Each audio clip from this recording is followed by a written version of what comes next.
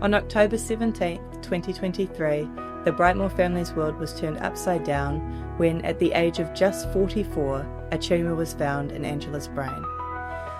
1 month later, they were introduced to the world that is hospice. This is Angela's story. Walking the final path together, a Hospice West Auckland podcast. Hello and welcome to Angela's story, Walking the Final Path Together, a podcast by Hospice West Auckland. This is episode 2, and last episode we learnt about Angela and Aron and Angela's love story, and we got all the way up until her introduction to Hospice West Auckland.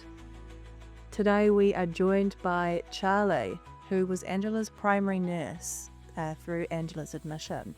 Welcome, Charlie. Thanks for joining us. Thank you for having me.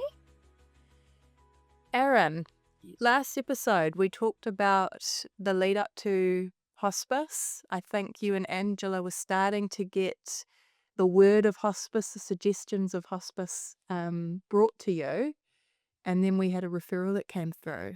So obviously Angela's diagnosis came along, so you're kind of dealing with all of that. And then off the top of my head, our surgical nurse from the DHB mentioned that we should probably get in touch with hospice.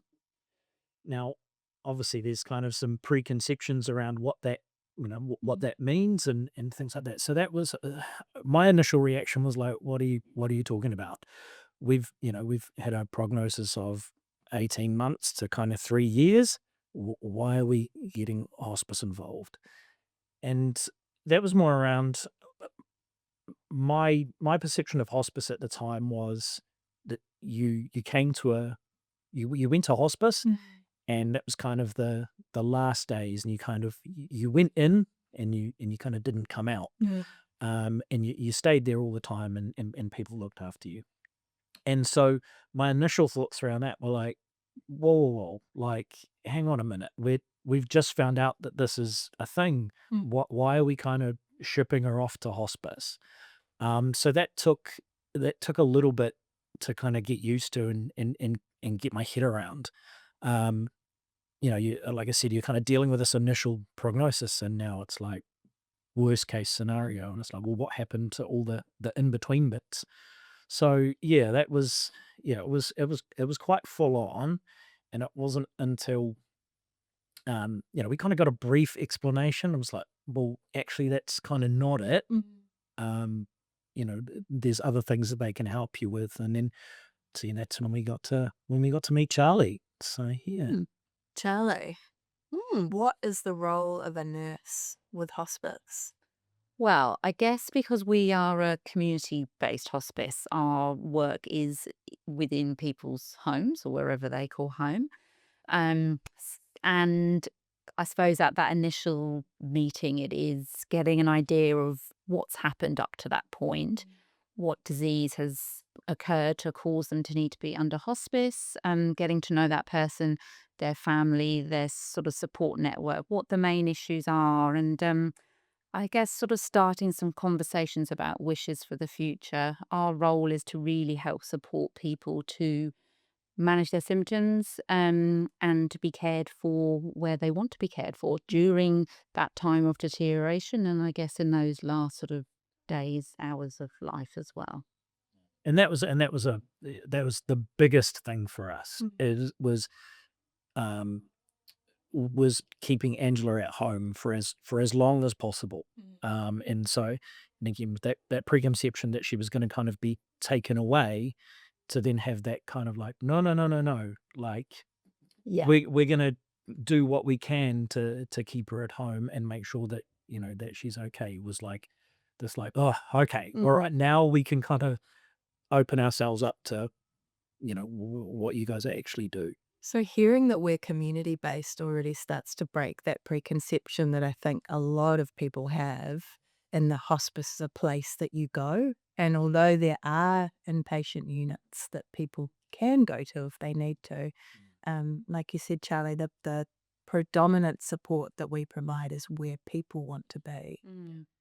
And I think we're quite unique in West Auckland in that we have a fabulous community team to support people, because we know that generally people want to be cared for in their last days in the place they call home, whether that is their own house or a rest home or a hostel or wherever that may be.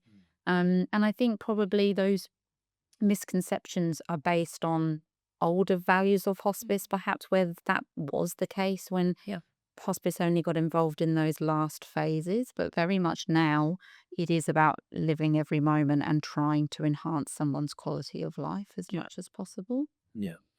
Yeah. And I mean, I when I talked to a friend of mine leading up to today, she had an experience where she was standing in line at the bank, and a girl behind her was talking to a friend and was saying, "Oh, my dad's really sick, and we're not sure how long he's got left, and my mum's really struggling to look after him and stuff like that. But we don't want to call hospice because they'll come and take him away and things like that." And so my friend, having seen what happened with Angela, was kind of like, "Hey, look, I'm really sorry to kind of eavesdrop, but I just kind of need to jump in here. That's not what they do." And so she kind of explained, our experience to this girl, and this girl like hugged her and was crying, was like, "Oh my God, thank you so much for, we didn't know, and now we can get this help." So yeah, it is a pretty strong preconceived idea about what happens. And I think it's one of those things, unless you need to know, you don't seek the information. So you just hear what you've heard from other people. You're not going to give yourself that education about what the service offers if you don't need to know. And as much as we really plow into trying to get that message out there, I think people don't listen unless they need to. Yeah. Yeah. Because we don't like to talk about death and dying as well. No. Yeah. Which is which is a big reason of why we're here today doing this. And when we first started this podcast, it's one of the reasons, right? Is yeah, you don't know what you don't know, but actually, kind of all need to know. Yeah. Yeah. So your first couple of visits, introduction to hospice, what was that like for you and Angela? After the end, the kind of initial kind of like, okay, yeah, this is a road we're going to go down.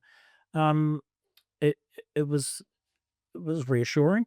It was, especially kind of getting that kind of feeling that actually we could do this, and no, we weren't going to be by ourselves.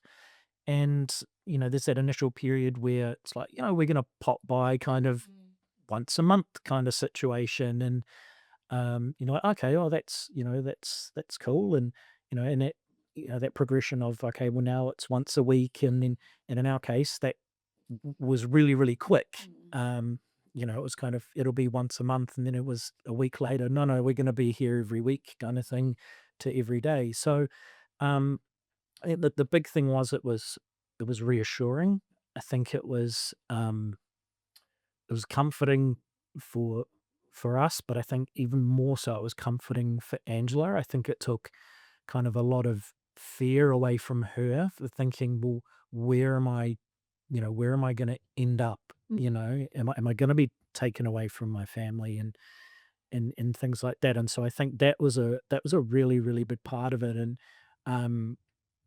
when you might not have noticed, but when you came into the house, you could see her kind of just go, and like, I don't have to have these amateurs kind of looking after me. The professionals here, Thank goodness. yeah, thank goodness. Like, because as good a job as these guys are doing, Charlie. yeah. And so, like, and it was a physical thing, and she, she was in the hospital bed, or like, you could just see her whole body relax, like, oh, good. Someone's gonna reassure me, or someone's gonna tell me what's going on, and also, someone's gonna reassure them that that everything's okay.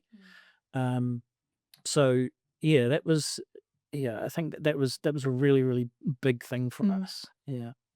I'm curious what it's like for you, Charlie, when you're first meeting or going into the home of the patients and meeting the whānau. We get such different, we're West Auckland, so we get so many different people which is why we love it, but also people at very different stages. Some people that are quite early in their journey, and others that maybe like Angela's case had such a quick progression of things. What's on your mind when you go in? What do you do? Yeah, I guess with Angela as well, like you said, the referral was, straight after biopsy results and diagnosis, and the thought was that we had quite a bit of time Yeah. ahead of us. So already when you get a referral and you look through that clinical information, you're making a picture of, okay, this is what I'm expecting to see. These are probably the symptoms. This is how it's probably going to go based on previous experience. Have a look through mention of family and that kind of thing. But really just have to go in with such an open mind, because you don't know what people's Yeah. misconception or preconception of hospice is.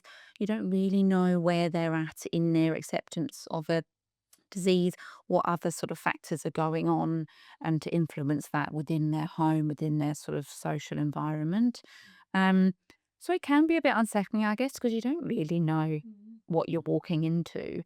And I think for me at those initial assessments, it really is just gathering information from, I always go in not assuming that people know what's written on my referral, because sometimes they've been told things but they don't remember it, and I don't want to be going in and saying, so you've got this and this, and they're like, what?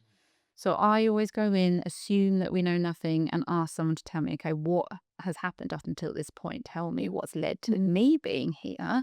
And then I can get an idea of how they're thinking about things, and then just learning what's important to them, what their life is, and then an opportunity to really explain our services and maybe just get rid of some of those misconceptions, I guess. Yeah.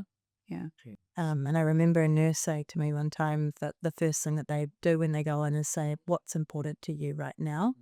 And to me, that speaks to the whole, it's about the person, Yeah. and we're here on your terms. Which again, I wonder is another preconception that people think we're going to come in and take over. Sense.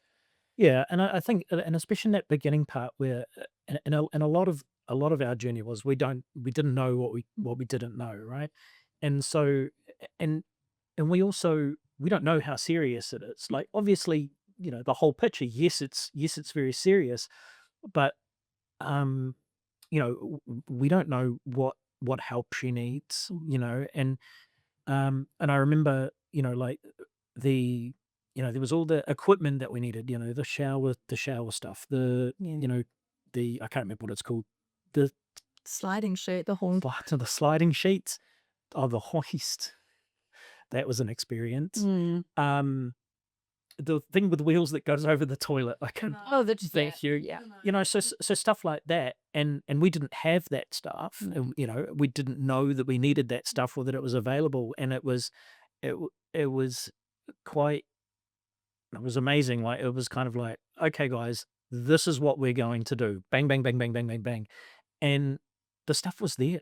Like within days, and it was like, oh, okay, like great. Like we can kind of start kind of getting used to what this is, and all of a sudden she's got a little bit more freedom, I guess, and and her safety and things like that are all kind of part of that. And so that was really, really cool. Like it just how quickly things happened. It wasn't a case of, well, yeah, we might need this, and we and we'll sort that out. And 2 weeks later there was, it wasn't like that. It was just like, here's the things you need, here's the things that we've sorted for you, and they'll be here in a few days. And if it doesn't work, that's okay. We'll come and take it away. And it was really, really good.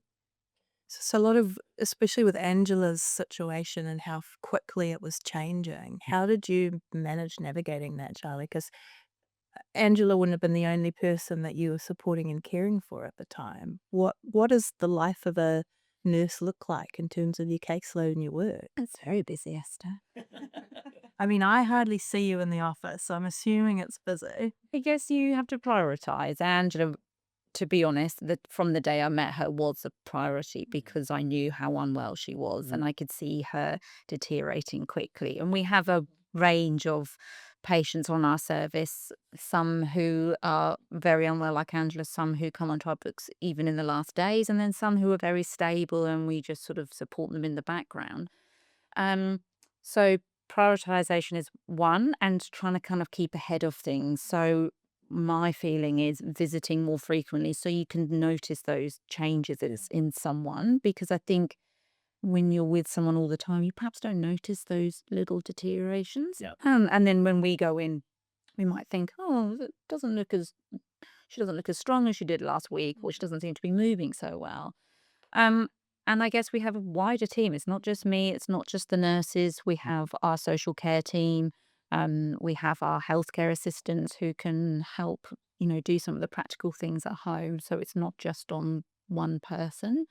And I think always empowering people when they're at home to say, look, don't wait for us to call you. Tell us if things are changing. Like, we think no news is good news, but we are there 24/7. We've got that amazing support after hours on the phone with really good specialist nurses who can advise you. So yeah, I think it's making sure the team are used as a whole.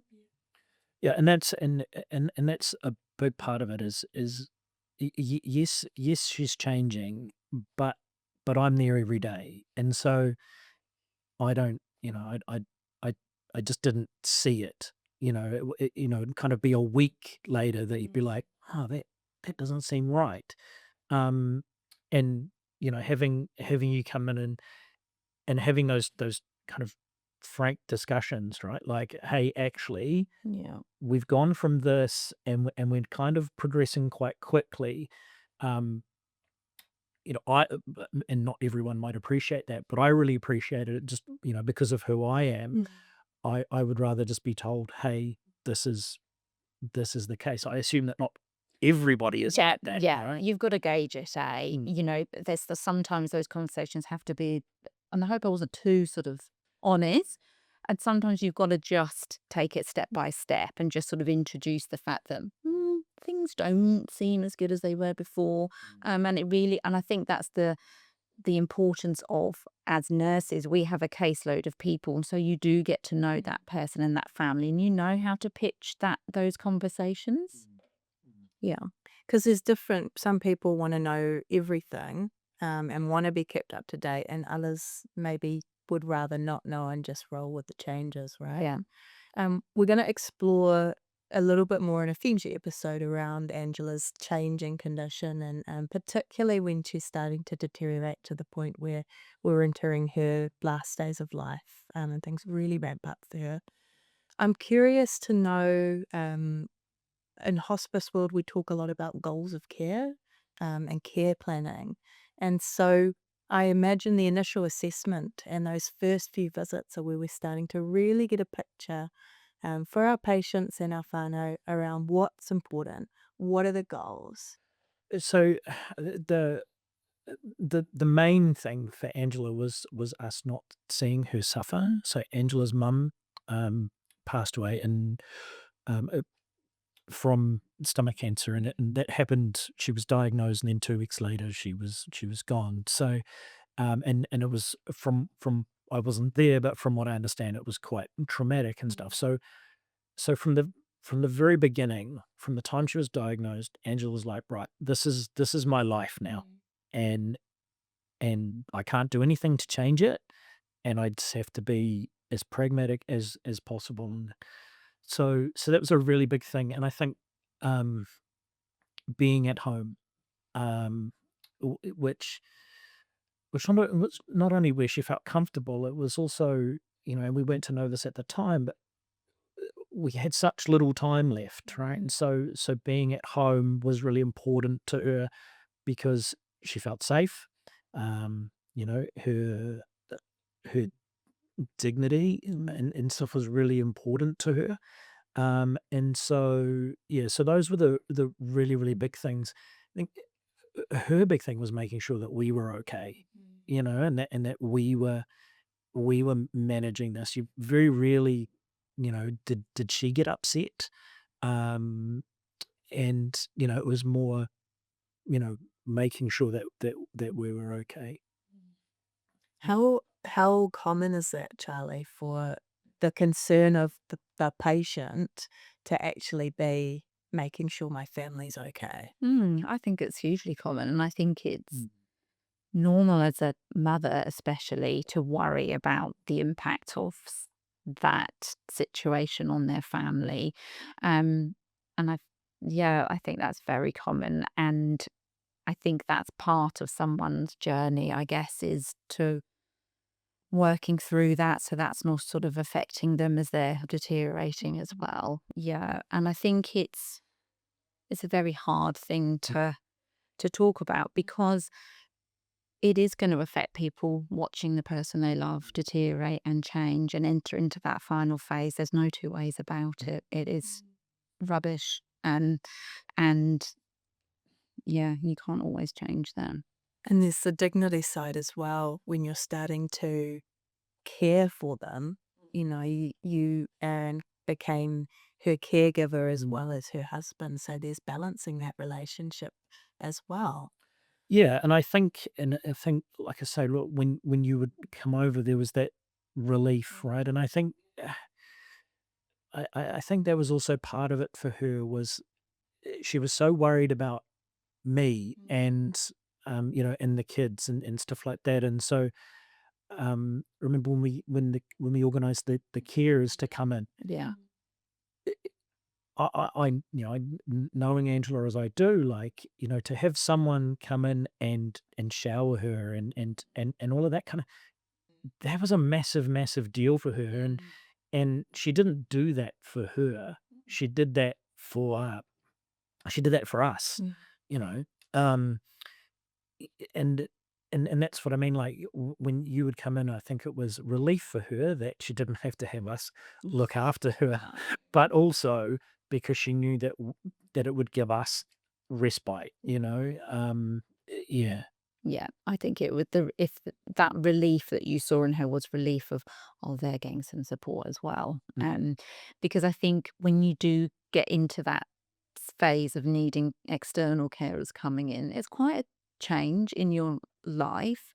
yeah, It signals something as change for Angela, but then it's also something very, very different to have someone come into your house to do those personal cares. And it didn't work out overly well for you guys. And I think that was probably a good test. And actually, yeah, you guys found out that actually it was better to do it yourselves. yeah, Um, but yeah, I think knowing Angela as I did, it would have been that relief of, oh, okay, so that's one less thing for Aron to worry about and to physically do as yeah, well. yeah. It speaks to the fact that everybody is impacted by, Angela had the diagnosis and was the one going through it herself, but there's that whole family around her also experiencing it and also going through it.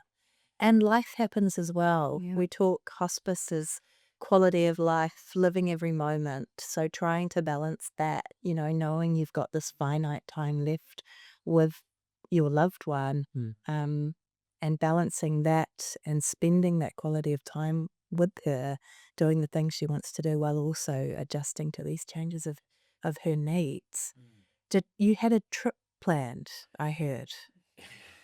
Yeah. So, um, as soon as she'd had her biopsy and stuff like that, her Angela's cousins set up a give a little page. That's what it's called.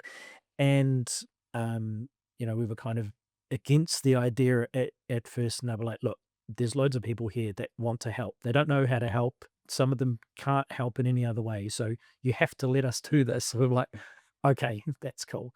And like it was overwhelming. It was the generosity was really overwhelming. And as soon as she was diagnosed, she was like, "Right, we're making memories. We've got to do something." And we were at the mall, and she's like, "We're going on a cruise." I'm like, "What do you mean we're going on a cruise?" She's like, "They give a little money. We're going on a cruise." I'm like, "Okay, like, well, I'm obviously not going to stop you because no one's going to stop you." And we march into an unnamed travel agent, and she sits down and she tells the person the story. This is I've been diagnosed with this. I'm taking my family on a cruise, and the travel agent was just kind of like, okay, like here we go. You're very matter of fact. Yeah. And she was like, right, I've never been to the South Island, so I don't care where the cruise goes as long as it goes through the South Island. So he's like, okay, well here we go. This cruise, would you like to upgrade? Yep, that's fine. We'll upgrade. So I think it got to like $20,000, right? This cruise, and I'm like, I'm standing behind her looking at the prices in this book, and I'm like, my love, are you? She's like, this is what we're doing. I'm like, "Oh, okay. I just put the book down. I'm like, whatever, and just there was it, and the guy was like, okay, well, the cruise is in like 2 months, like, so you have to pay the deposit tomorrow. Oh no, sorry, we had to pay for the whole thing the next day.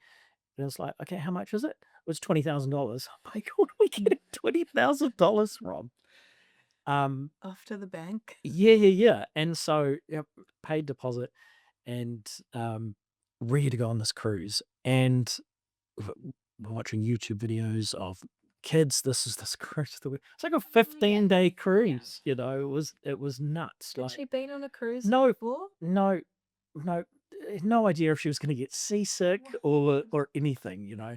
And she, but that was it. You just weren't going to stop it. We'll sort it out. And she was like, I'm getting my KiwiSaver money. We'll just sort it out. I was like, all right. And so yeah, unfortunately, in all of the haste of booking, they forgot to mention that to go on a cruise, it's mandatory to have travel insurance, which someone with a terminal illness is not going to get. So there was a bit of a rigmarole around that, and we ended up not going on the cruise, unfortunately. But then she decided, well, if I can't go on the cruise, I want a spa. So within a week, we had a spa pool, and yeah, it was it was just like you can't argue with her. No. But I think, you know, even if she wasn't sick, when she was in that mind frame, you were like, okay, we're just gonna do that, and that's fine. So yeah, so we ended up with a spa pool. And she got in it. So. She got in it. Yep, she got to go on it twice. Unfortunately, only twice because we had the little incident with the toenail. Oh, yes, I was reminding myself of that instance. Aron was, I think, helping Angela in the bathroom or the shower, and he clipped her toenail. Well, yeah. I mean, that's putting a lot of blame on my shoulders there, but She put a lot. she did. She we're getting her in the shower, and our shower was not fit for purpose. It was very Yeah. and so I'm getting her into the shower, and I'm by this stage, and you know, like, it hasn't been very long, but I'm having to hold her up and get her into the said supplied shower stool, and trying to wriggle her in, and she goes to put her foot down, and she clips her toe on my foot, and I think by that stage she was on chemo and stuff like that, so then they'll just pay off. Yeah. And she was like, ow. That was it. And I looked down, and there's blood everywhere in the shower. I'm like, what has happened? She's like, my toenails has come off. And it was just so matter of fact. And so obviously she can't go in the spa with a missing toenail, but she told everybody. I bet she did. Everyone would come in and they'd be like, why is there a bandage on your toes? Aron ripped my toenail off. I'm like, okay, that's not how that happened. Yes, it is. Okay. Can't go in the spa anymore. Yeah, you wear all my toenail. Yeah. So she did get to go in it twice, and yeah, and she loved it. So was Angela, when she was first admitted to Hospice West Auckland, was she still receiving treatment of any kind, Aron? It was like it started like 3 or 4 days after our initial introduction to hospice. So she was going to the hospital every day for her radiation, and she was doing chemo. Was it oral chemo? It was oral, yeah. Oral chemo. Yeah. from home, so I was having to administer all of that as well as the steroids and anti-inflammatories and all of that kind of stuff. Yeah. And what was that treatment about? Charlie, can you weigh in on it? Yeah, I suppose it. We talk about cancer treatment with a curative intent or with a palliative intent, and we knew for Angela that disease she had wasn't going to be cured, but the purpose of that was to try and slow down that growth and perhaps reduce the impact that was having on her day to day. And so I think when you're having palliative intent, you've got to sort of weigh up those pros and cons, haven't you? And when people are in that sort of treatment cycle and they just feel like they've got to keep going, but the side effects perhaps are just awful and nothing's sort of changing in terms of symptoms, and then people start to perhaps make a decision about, actually, is the payoff going to be worth it? Are the side effects of this worth what it's going to give me? Uh, and I think that's very hard for people, because with a curative, treatment, that you've got to slog it out, but Yeah. the end result is going to be good. Yeah. Whereas it's very unknown with palliative. And I think for Angela, that was really clear, because the assumption was she'd have this treatment, Yeah. and then that would buy her some quite good long time. And that wasn't the case at all, was it? And the undertaking of getting her into hospital every day Yeah. to Auckland as well Yeah. for radiotherapy, when she was becoming more and more, poor mobility, it took its toll, didn't it? Yeah, and I mean, it was all. Yeah, you're right. It was getting hard, and and kind of as it kind of progressed, and she was scheduled to have 6 weeks, and this was to go over the kind of Christmas New Year period, so it was all through summer and stuff like that, and we were having to go in there every day. I think we got Christmas and Boxing Day off, which was nice. But as that kind of as as she kind of as the illness progressed so quickly, it kind of was taking two of us to kind of get there. The I guess the positive side for me is you're right. Like, I knew that there was not gonna there wasn't gonna be a positive outcome ultimately, but you always had hope that Yeah. it was gonna kick in, and and they said, you're gonna feel worse before you get better. And so you kind of had that hope, like, okay, yes, she's getting worse, but that means that the getting better is just around the corner. And then there's the emotional side of it too, right, where we had so many people at our house all the time wanting to help and support and just come and see her and stuff like that. So moments to ourselves were few and far between, and those trips to the hospital were actually just time for me and Angela to just be by ourselves. And and we got it to a point where we had a little routine where we'd go and get a hot chocolate, and then I didn't buy her a hot chocolate one time. You knew it. And That's it. not only did I know it, but when we went to radiotherapy, they were like, we took her in, and she's in a wheelchair, and they were like, Angela, how are you today? And you spend every day for these people for an hour, and amazing people, and they're just like, Angela, how are you? And she's like, well, I'm not really well, actually. And they're like, oh, like, and they obviously start thinking, well, what's medically wrong with it? I'm like, oh, what's the matter? He didn't buy me a hot chocolate. He said that I hadn't been a good girl. I was like, well, actually, we just didn't have time because, and I'm like, oh wow, Aron, that's really terrible. Like, whoa. And if we showed them the toe, Yeah. Oh, 100%. with a knife in. And but it gave us those, the drive to, and the and even just those little moments when you're waiting, and thankfully they run it pretty smoothly. You don't have to wait too long, but you'd be in the waiting room, and that was just time for us to sit, and I would always sit behind her, and I would just hug her while we were waiting. And we had our own little, wasn't ours, but we had our own little area where we always went to, and we always sat. And so that you're going through this terrible thing, but you're finding these little moments in the most random of places, that that we get to have, that Mm. that only only her and I get to have. And so yeah, and it was really nice. So special to be able to find those important moments in what could have been and probably was a really stressful event. What was the impact for you and Angela? You've got this treatment that's hoping to prolong things and improve things to a point. You know it's not going to fix her, but to then hear after 3 weeks it's not. What's the impact on you? How do you cope with that? Well, I think that's kind of where you came in, right? Because it was you for me, like I said before, like I just want to be told, right? Like it doesn't matter whether it's good news or bad news. I just want to know. And um, I think that's kind of takes a special kind of person to actually be like, this is what's happening.